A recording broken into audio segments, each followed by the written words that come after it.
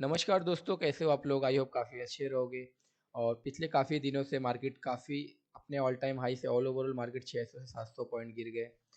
तो सारी चीज़ें आज डिस्कस करेंगे कि कल मार्केट में कैसा मूवमेंट रहेगी। और सबसे बड़ी चीज़ कल है मार्केट में, कल है सनसेट एक्सपायरी, बिकॉज 15 जनवरी को मार्केट बंद है मुंबई में म्यूनसिपल कॉरपोरेशन इलेक्शन की वजह से।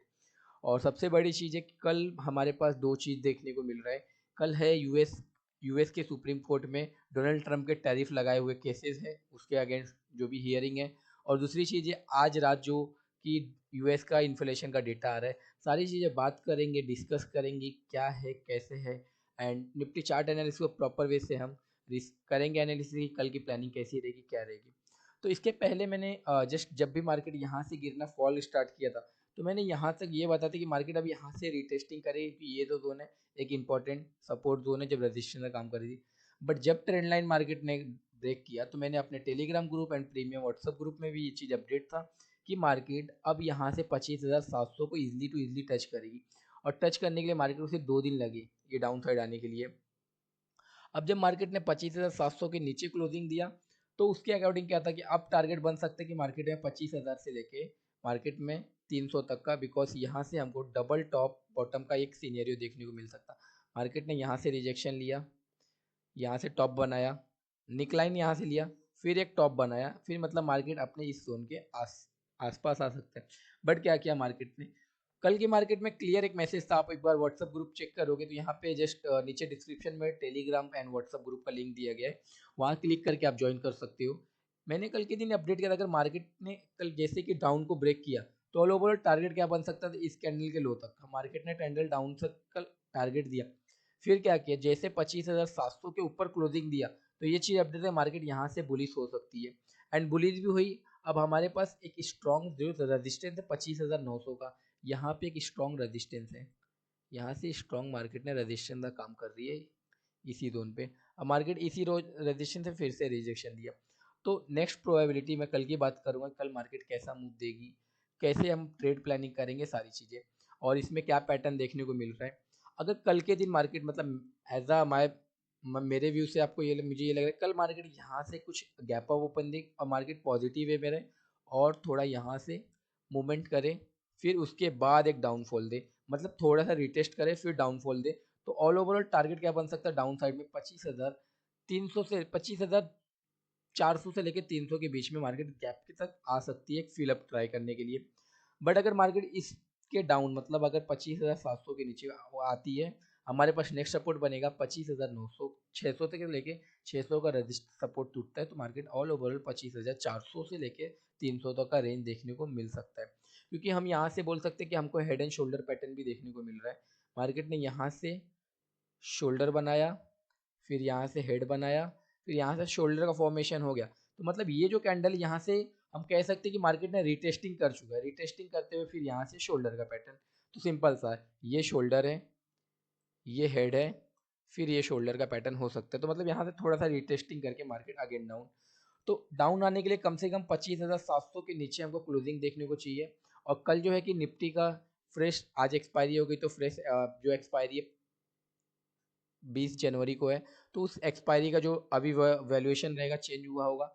तो उसके वजह से मतलब एक फ्रेश एंट्री प्लान करने के लिए मैं आपको बता रहा हूँ कि निफ्टी आने वाले वीक में कि हम अगर हमको मिलता है कि यहाँ से हेड एंड शोल्डर पैटर्न तो डाउन साइड का प्लानिंग हम प्लान कर सकते हैं।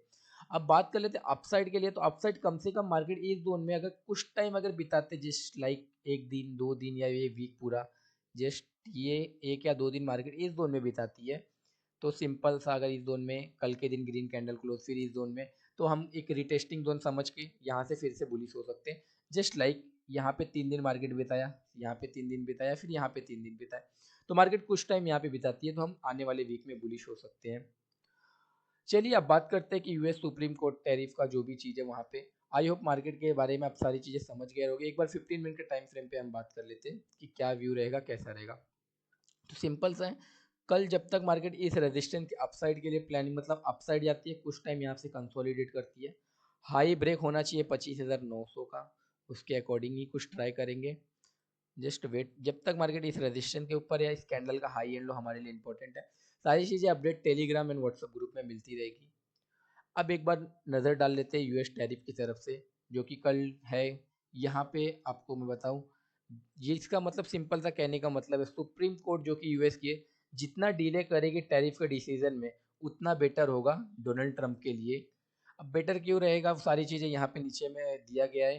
डोनाल्ड ट्रंप ने क्या बोला था, ये अनाउंसमेंट किया था यस्टरडे, मतलब पिछले दिन, कि अगर जो भी कंट्री, कोई भी कंट्री ईरान से इंपोर्ट या एक्सपोर्ट करती है कोई भी गुड्स ऑयल सारी चीज़ें, सीधा सा सीधा उस कंट्री पे 25% का एक्स्ट्रा टैरिफ लगेगा। ये कल की ही न्यूज़ है। ये सिंपल सा ये चीज़ आया है डोनाल्ड ट्रंप की तरफ से।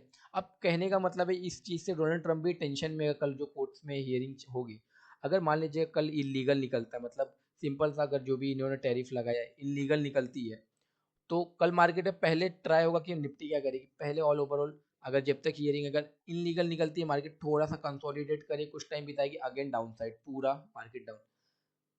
इनलीगल निकलेगा तो सॉरी इनलीगल निकला तो मार्केट अपसाइड के लिए ट्राई, और लीगली निकल गया तो मार्केट सीधा डाउन। सिंपल सा कहने का मतलब, अगर लीगल निकला कि ठीक है जो भी टैरिफ लगा काफ़ी अच्छा है, मार्केट कंसोलिडेट, मार्केट डाउन, और इनलीगल निकला तो मार्केट ऊपर जाएगी। रीज़न क्या है, रीज़न अभी जो भी $600 बिलियन का जो भी कलेक्शन हुआ ऑल ओवरऑल कंट्री से, तो वो चीज़ तो गवर्नमेंट को रिटर्न करना पड़ेगा, जितना भी इन्होंने टैरिफ के नाम पे, टैक्स के नाम पे इन्होंने जितना भी टैक्सेस लिया, सारी चीज़ इनको रिटर्न करना पड़ेगा।